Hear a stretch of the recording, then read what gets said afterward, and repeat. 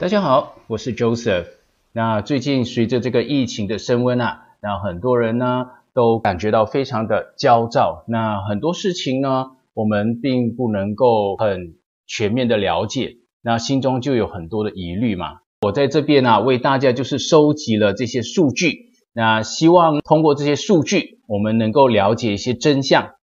这一次呢，我们对比的是目前这个市场上最普遍使用的这个辉瑞、莫德纳、阿斯利康和科兴疫苗。那辉瑞和莫德纳，因为它们都是属于信使核糖核酸疫苗，都采用是最新的科技，所以呢，我就把它们归类为同一个种类，所以就一起谈了。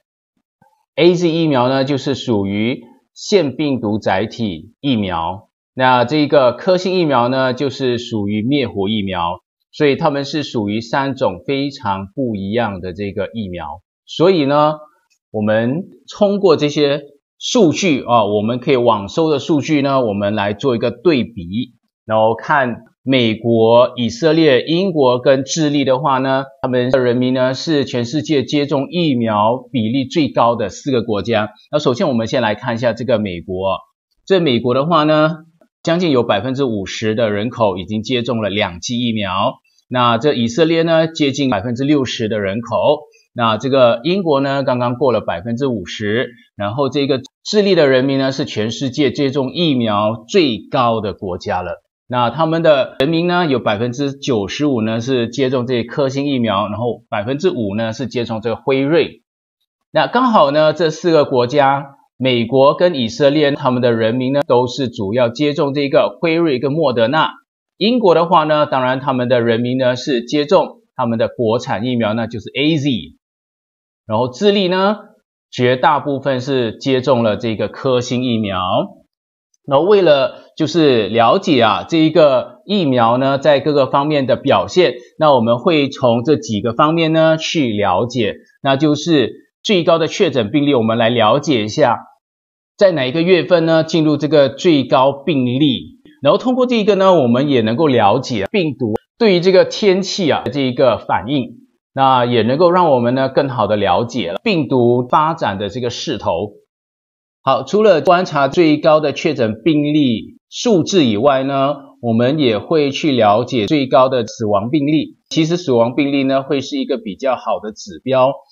这一个确诊数字的话呢，往往会因为各个国家的不同的筛检力度而稍微有些偏差。我们的这一个疫苗最注重的就是什么？它能够如何的保护接种者免于重症还有死亡。好，我们也会观察一下他们最近的表现，然后呢，我们再了解一下什么时候是他们达到最低的这一个确诊数字，还有就是死亡病例。是不是说疫苗接种率达到最高的时候，就是他们的确诊跟死亡都已经是达到最低点呢？我们再了解一下。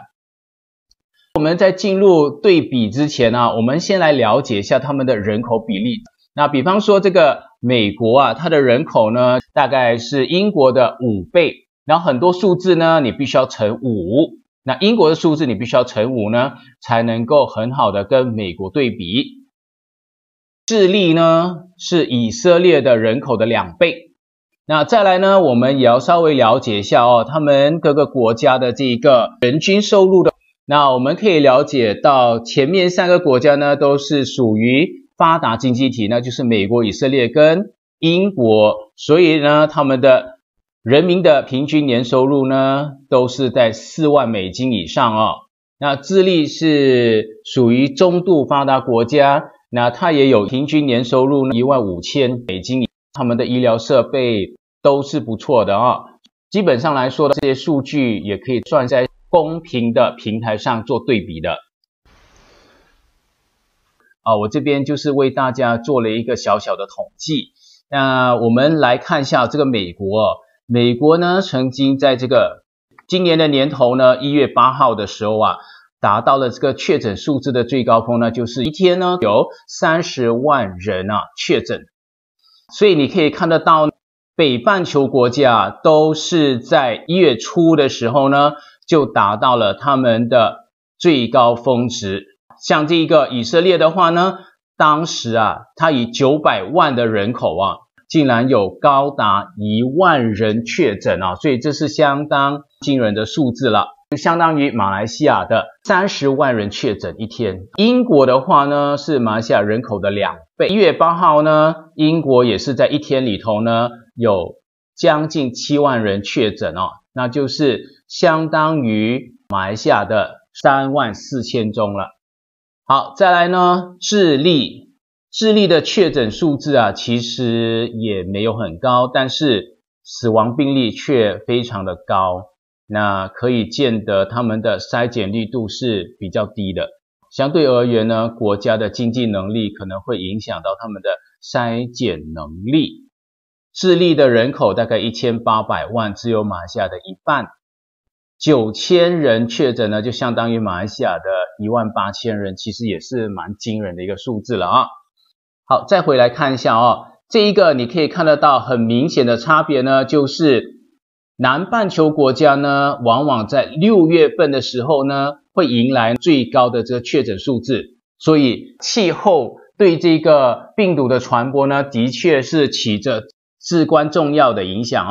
所以你可以发现到呢，冬季一到这些有四季分明的国家呢，冬季就是往往他们的这个流感或者是病毒的好发期，所以要非常非常的注意了。那死亡病例呢，往往也是在这一个确诊数字达到最高峰过后的10天左右。那我们也可以看得到，这个美国最高纪录呢，一天有将近4400人死亡。那这一个以色列呢，就有92人一天里头呢死亡，所以这也是相当高的一个数字了好，英国的人口呢是以色列的7倍，所以他们的最高确诊数字，以色列的话呢就相当于英国的7万，所以他们的数据其实是相当接近的好，但是死亡病例方面呢，英国就显得非常非常的高。英国曾经一天呢有1800多人呢死亡，那以色列呢最高的数字呢是去到92，那也就是相当于马来西亚的一天300人死亡，所以大家可以做一个比较。那美国呢最高的死亡数字呢是在1月20号，那当天呢有将近4400人死亡。我们来看一下最近他们的表现，你可以看得到那个确诊数字又在稍微反弹了那主要是因为德尔塔病毒的影响下呢，确诊数字是非常的高。但是这个是我们的关键的我们来了解一下呢，最近即使是他们的这一个确诊数字不断的攀升，那他们的这个死亡病例呢有没有增加很多？那我们就要做一个比较了，最高的死亡数字，最近的死亡数字跟最低的死亡数字呢，我们来做一个比较。死亡数字呢，在这个中高收入国家当中的这个记录的话呢，应该是非常的精准的，所以呢，它能够作为一个更好的一个对比的因素。来，我们先来看一下这个最低的这个死亡数字，我们可以发现到呢，这些人民接受这个疫苗注射率很高的国家呢，他们的死亡数字呢都能够归零。但是我们也可以发现到，就是疫情舒缓的那个时期呢会比较不一样，都是在夏季。那夏季的话呢，这个数字那些确诊跟这个死亡病例呢都会比较低。然后呢，我们来比较一下这个近期的结果了这个死亡数字呢都曾经归零在美国的话呢，在7月2号归零，然后这个以色列呢5、6、7月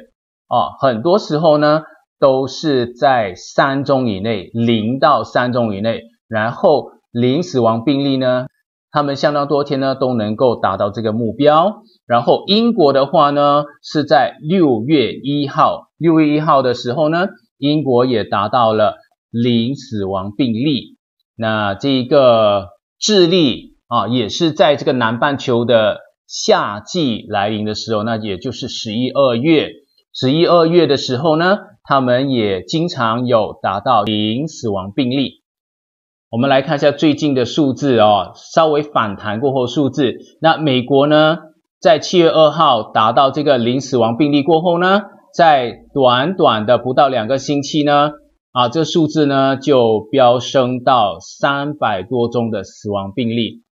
但是这个因为美国算是这4个国家里头注射比例最低的就是低于 50%， 少于一半的人口完成了2剂疫苗注射。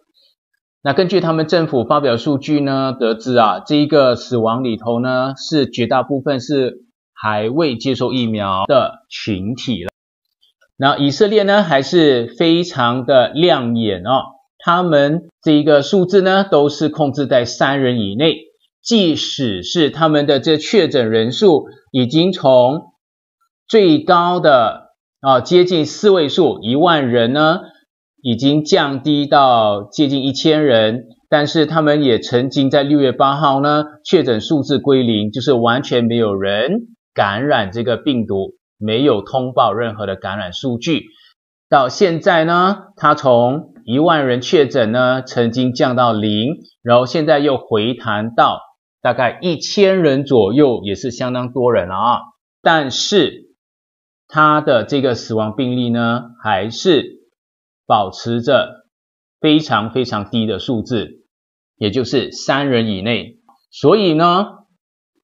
从这个数据的观察当中呢，我们也可以断言说，这个辉瑞呢，在这个控制这个死亡病例方面呢，交出了非常亮眼的成绩。但是我们还是要考虑一个因素，因为现在是夏季嘛，那这一个疫苗呢，到了这个冬天的时候，是否还是会发挥一样的作用？那大家拭目以待这是我们必须要考量的因素。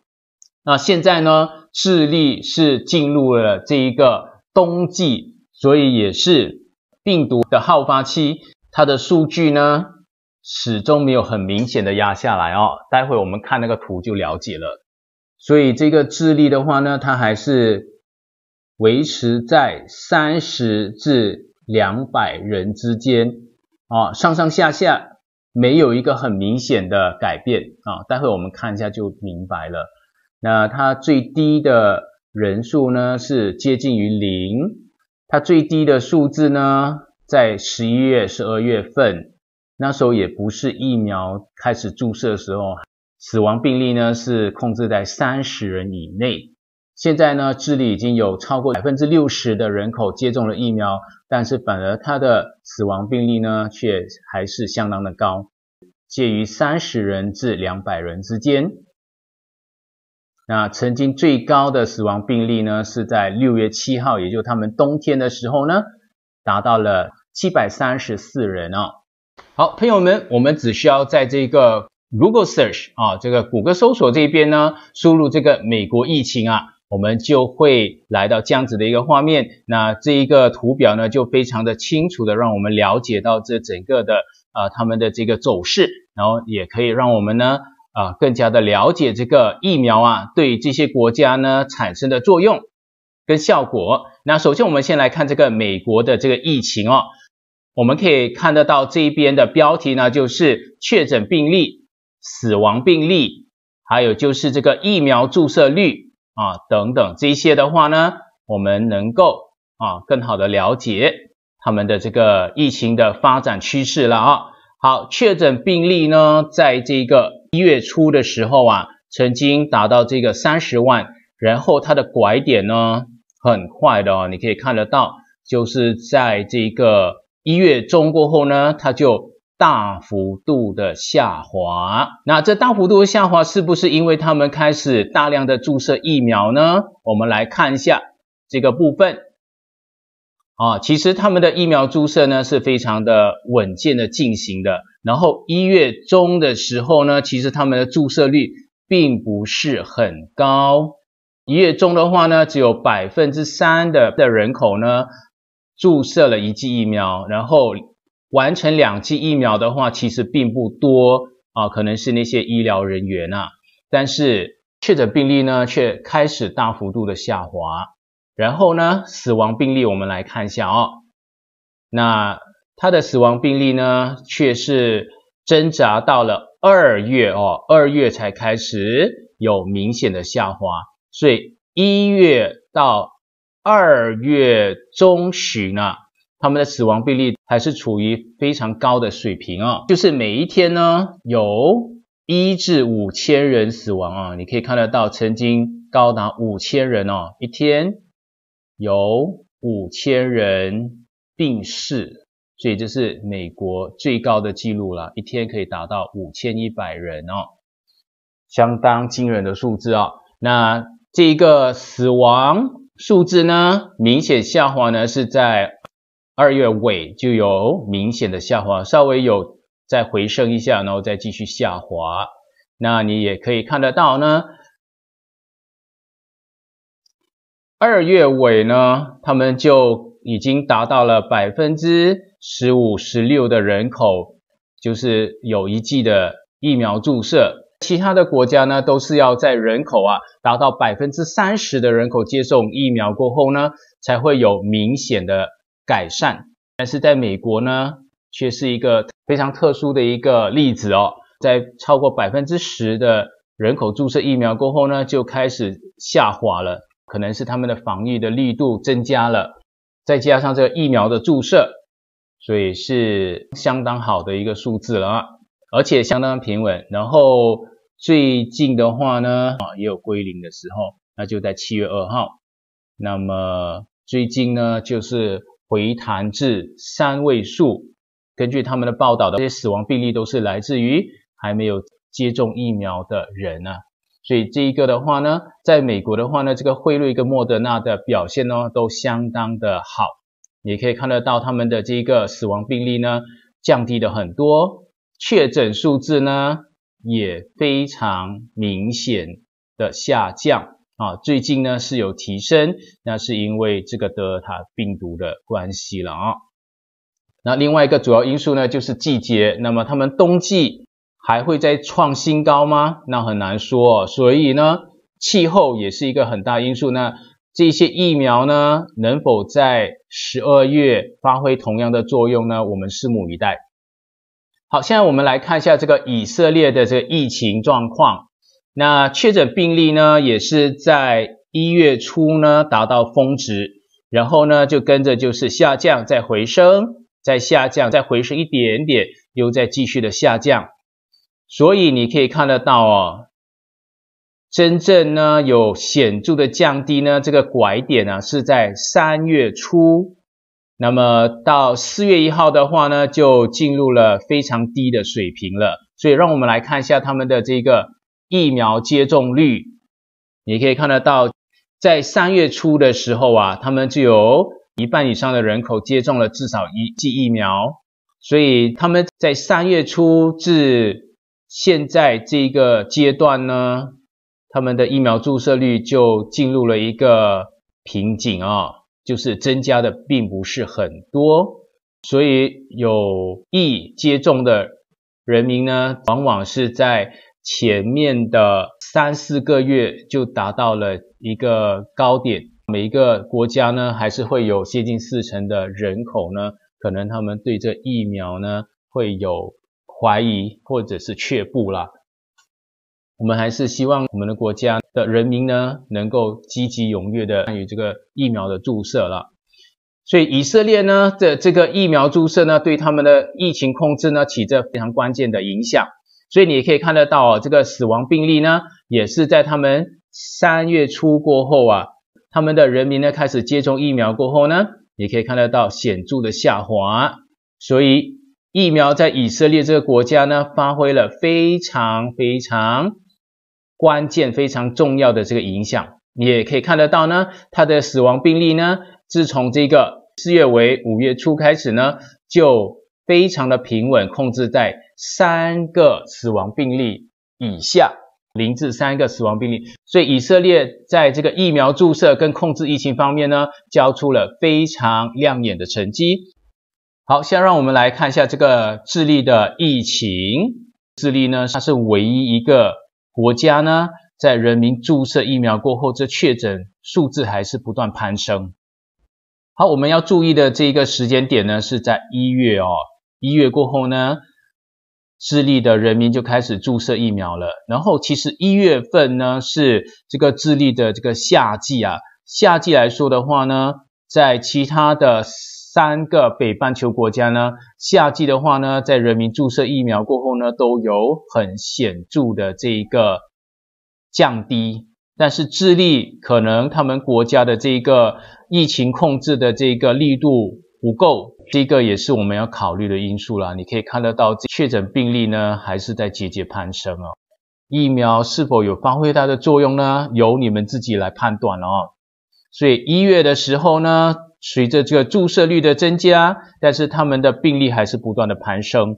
一直到4月中的时候呢，有一个拐点。那个确诊病例呢就开始下滑了，但是很不幸的这个5月中开始呢又开始升高了。那这个时间段呢也是变异病毒开始肆虐的时候但是呢最近却又迎来了这个确诊数字不断显著降低的时候，是不是疫苗发挥了作用呢？这个时间段的话呢，在这个南半球国家是属于冬季。我们来看一下他们的疫苗注射情况。那其实呢，他们在2月初就积极的注射了疫苗。那其实他们稳步上扬了。到目前为止呢，智利其实是全世界疫苗注射率最高的国家。他们已经有70%的人口达到至少1剂疫苗的注射，还有60%的人口呢已经完成了2剂疫苗的注射。可能在未来的1个月里头呢，他们基本上应该是能够达至这个全体免疫的目标，但是是否真的如此呢？我们来看一下他们的死亡病例。好，死亡病例呢是在去年的6月中旬呢达到了一个最高峰呢，就是有230人死亡。230人的话呢，就相当于马来西亚的300多人了你可以发现到呢，年尾的时候都是这个病情会控制的比较好的时候那他们也是有归零的时候。那他们的死亡数字呢，在夏季的时候呢，都能够控制在个位数和双位数之间30、40、70、80人但是他们的死亡数据呢，都一直相当的平稳，反而是在近期，因为可能他们进入了这个冬季吧，你可以看得到这个6、7月份呢，在智利它的死亡病例会稍稍的增加了1倍，就是比这个低点的时候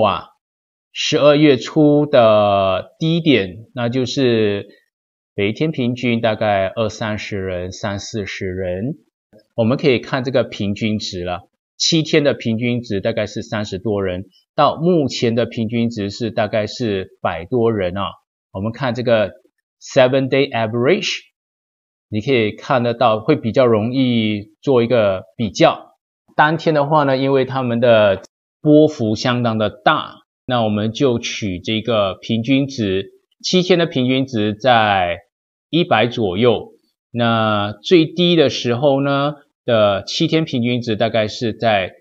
30多，所以大概增长了3倍左右我们看得到那些新闻智利对这疫情的管控力度呢并不是非常的高。在这4个国家里头呢，它是唯一一个没有显著减少的国家。那也可能是季节的关系当他们人口呢达到很高的疫苗注射率的时候呢，又偏偏进入了他们的冬季秋冬季，那也就是这个病毒肆虐的时候这个科兴疫苗在智利的这个表现呢，相较于去年的高峰期去年的这个冬季的话呢，他们的平均值超过200，到目前的话呢，大概是100左右，所以还是有 50% 的降低，而且今年的这个德尔塔病毒，它的这个威力呢，肯定是远胜于初始的这个病毒啊，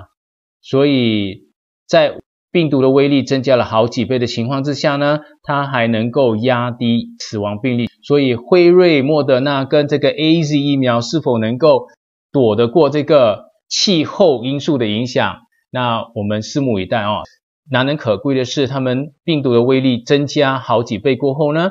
还可以压制下来，这个数据其实是非常难能可贵了。那肯定是超过 50% 的保护力了哦。那我在这边呢，只是示范给大家看哦，怎么样去简单的了解这个疫情的状况。从这疫情的发展趋势呢，我们再配合这个疫苗的施打，我们可以掌握得到、了解得到这疫苗如何在对这疫情控制方面呢所起着的影响。我们可以了解到这疫苗呢对这个疫情的发展起着这个至关重大的影响，所以我们不要等了每一个疫苗都好，虽然呢是有些疫苗表现非常的亮眼，但有些疫苗呢可能表现的中规中矩，但也是发挥了相当大的保护力。那我们也从这一次的分析当中呢，了解到这个气候因素是相当的重要的。冬天呢，寒冷的气候对病毒的散播呢起着助长的作用，而且死亡病例也会非常的高。所以这世卫组织认可的疫苗都是好疫苗，没错啦。那有些国家呢，在疫苗充沛的情况之下呢，可能会开始选择了，他们会要选择有明显成绩表现的这个疫苗。但是综合而言的话呢，这4大疫苗呢都相当的不错啦。有什么意见的话呢，你们可以在这评论栏当中呢留下你们的意见跟看法，那我们可以继续的互动，谢谢大家。